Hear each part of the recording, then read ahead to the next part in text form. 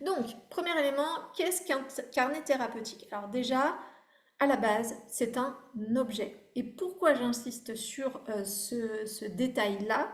C'est que moi, alors, j'ai marqué choisir sa modalité de carnet comme si c'était une option, mais concrètement, dans mes accompagnements à moi, même si on pourrait partir sur du carnet électronique, sur le téléphone, etc., la plupart du temps, j'invite quand même les gens plutôt à prendre un carnet. Alors, en fait, vous ne voyez pas mon bureau, mais j'ai deux, trois carnets sur le bureau. Mais j'invite plutôt les gens à prendre un carnet qui est un carnet objet. C'est-à-dire qu'on peut tenir, qu'on peut toucher, qu'on peut, euh, qu'on peut emmener avec soi, qu'on peut relire, qu'on peut feuilleter, avec lequel on peut interagir. Donc, avant tout, pour moi, un carnet thérapeutique, c'est un objet. Bien évidemment, on pourrait partir sur un carnet que la personne peut fabriquer. On a fait il y a quelques mois, quelques années, un atelier avec une collègue où on était vraiment sur le carnet thérapeutique mais créatif.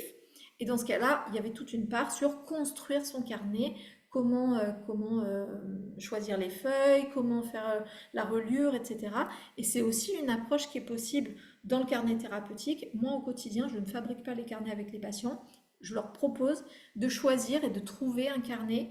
Et je suis toujours interloquée de voir qu'en fait, il n'y a pas deux patients qui ont le même carnet. C'est-à-dire qu'ils partent avec leur mission d'aller chercher un carnet. En plus, je leur précise que le carnet, ça peut être un carnet qui recycle, ça peut être un carnet qu'il qu'il réutilise, ça peut être un ancien carnet, etc. Vous allez voir que j'ai quand même quelques règles par rapport à ce carnet-là, mais je suis toujours interloquée de voir que les carnets que choisissent les gens sont très parlants de qui j'ai en face, en fait. De leur sensibilité, de ce qu'ils aiment, de leur rapport au toucher. Parce qu'il y en a vraiment qui vont prendre des carnets très texturés, d'autres qui vont prendre des grands carnets, des tout petits carnets, d'autres qui vont prendre aussi, qui vont en profiter pour acheter le stylo, la trousse, le machin, ils vont faire tout un attirail. Et je trouve que c'est hyper parlant déjà de choisir son objet. Donc moi je fais comme ça, vous ferez bien comme vous voulez, mais en tout cas, le fait de choisir son objet carnet, alors encore une fois, je leur dis, ils peuvent prendre un cahier de brouillon, etc. Je leur dis juste, alors ça c'est par rapport à ma pratique à moi, mais je leur dis juste d'éviter d'écrire sur des feuilles volantes, parce que ça c'est le meilleur moyen que ça soit compliqué pour gérer, pour garder des traces, pour pouvoir retravailler dessus, etc. Donc généralement, il y en a qui arrivent la fois d'après avec des feuilles volantes et en fait, ils se rendent assez rapidement compte que ça ne va pas suffire pour maintenir, pour contenir ce qu'on a besoin de contenir. Donc c'est vraiment un objet et c'est important de choisir son carnet. C'est important aussi de savoir qu'est-ce qu'on dit de ce carnet. On en parlera après, encore une fois, de ça, mais qu'est-ce que vous dites de ce carnet? Qu'est-ce que c'est quelque chose de sacré? Est-ce que c'est quelque chose de précieux? Est-ce que c'est quelque chose d'intime? Quels sont les mots que vous mettez sur le choix de ce carnet? C'est pas pareil de dire carnet et de dire par exemple bloc-notes. C'est pas pareil de dire carnet et de dire voilà. Donc choisissez, mais en tout cas c'est intéressant de se dire que c'est un objet et que c'est un objet qui a un nom, qui a un mot. Il y a même des patients à moi qui donnent un petit nom à leur carnet, qui les intitule, qui les a appelés, je ne sais plus comment il avait appelé, Robert ou je ne sais plus, peu importe. Mais en tout cas, c'est intéressant de se dire, ok, quelle histoire va avoir ce carnet? C'est aussi le carnet thérapeutique, à mon sens, c'est une démarche. C'est une vraie démarche, c'est-à-dire que c'est un investissement de temps, un travail sur soi, et c'est pas toujours confortable. C'est vraiment si ça chauffe pas un peu, si ça vient pas remuer un peu, si ça vient pas piquer un peu, si ça vient pas générer des émotions agréables ou un peu dérangeantes ou un peu inconfortables, probablement qu'on n'a pas la fonction thérapeutique derrière. Pour moi, un carnet thérapeutique, il doit bouger quelque chose au niveau soit des émotions, soit des cognitions, soit des comportements. En tout cas, l'aspect thérapeutique est dans le fait que c'est une vraie démarche qui change quelque chose, qui a visé de changer quelque chose dans le patient. Pour moi aussi, un carnet thérapeutique, et c'est pour ça que j'insiste sur le fait que c'est intéressant de le mettre sur un objet, c'est la question de la trace. Pour moi, vraiment, laisser et faire un carnet thérapeutique, c'est tracer, c'est laisser une trace, c'est laisser une marque, c'est emprunter un objet avec des choses qui viennent de soi et qui parlent de soi. C'est un témoignage à l'instant T. Et c'est toujours intéressant, et je parle souvent de ça à mes patients, de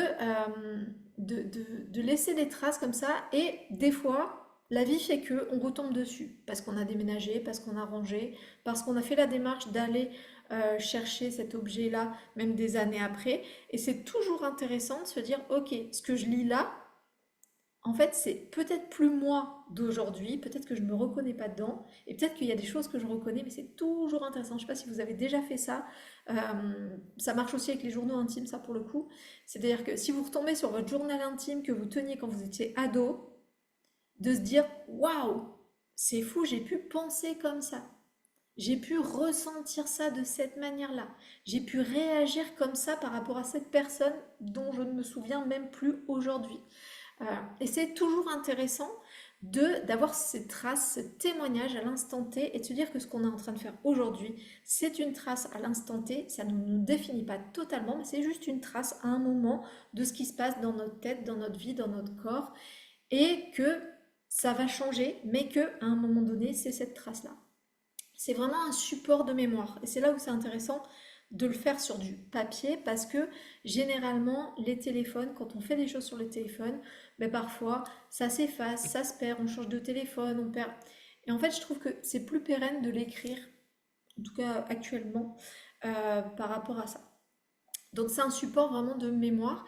Et l'avantage, c'est aussi que ça permet de sortir à l'extérieur de soi des choses qui sont à l'intérieur, par la verbalisation, mais peut-être aussi par la symbolisation, par la représentation imagée ou sous une autre forme. En tout cas, ça permet de sortir des choses. Et une fois que c'est dehors, on peut peut-être en faire des choses qu'on pourrait peut-être pas faire si c'était encore à l'intérieur. Souvent, je dis à mes patients, notamment ceux avec qui je travaille avec le carnet thérapeutique, notamment pour les grands anxieux avant de dormir, par exemple, ben en fait, je leur dis, ben voilà, ça tourne, ça tourne, ça tourne, et ça les empêche de dormir. Et ben des fois, c'est intéressant d'avoir un carnet à côté du lit qui va servir qu'à ça, qui va servir juste à mettre sur le papier quelque chose qui tourne à l'intérieur de manière à pouvoir le poser à l'extérieur et de pouvoir après s'endormir. C'est pas magique, ça marche pas tout le temps, ça a des effets limités, mais ça aide beaucoup de personnes, soit qui sont anxieuses, soit qui sont hyper créatives, et pour qui les phases de créativité vont empêcher de dormir par exemple, ou de passer à une action, ou de faire, ou d'être concentré. Donc ça peut être intéressant d'avoir ce type de carnet qui a fonction thérapeutique, mais qui va servir que à décharger. Ça peut être aussi une partie du carnet. Bref, on reverra ça plus tard. Donc en tout cas, c'est une trace qui est externalisée, qui témoigne de quelque chose qui se passe à l'intérieur de nous, de notre vie, de notre corps, de notre environnement, et qu'on va pouvoir exploiter une fois que c'est dehors. Un carnet thérapeutique, c'est aussi pour moi la notion de place. C'est-à-dire que quand il n'y a plus de place à l'intérieur pour penser, et ben en fait, il y a toujours de la place sur le carnet. En fait, le carnet, il est là, il y a de la place, il est accessible, disponible à tout moment du jour, de la nuit, chose qui n'est pas forcément le cas du thérapeute. C'est-à-dire que parfois, les patients disent «Ah, j'ai pensé à un truc et tout, et je voulais vous le dire, et puis finalement, ben, on s'est vu que 2 semaines après, et du coup, je ne sais plus.» Ok, ben, votre carnet, il peut venir garder la trace, prendre cette fonction-là de garder la trace d'un truc qu'on va après se redire au cabinet, donc pour pouvoir en fait décharger, en fait, parce que le thérapeute, il n'est pas toujours là, en fait. Alors, il y a des patients qui ont symbolisé ou qui ont représenté les petits thérapeutes de poche à qui ils parlaient, etc., mais c'est pas pareil, d'accord?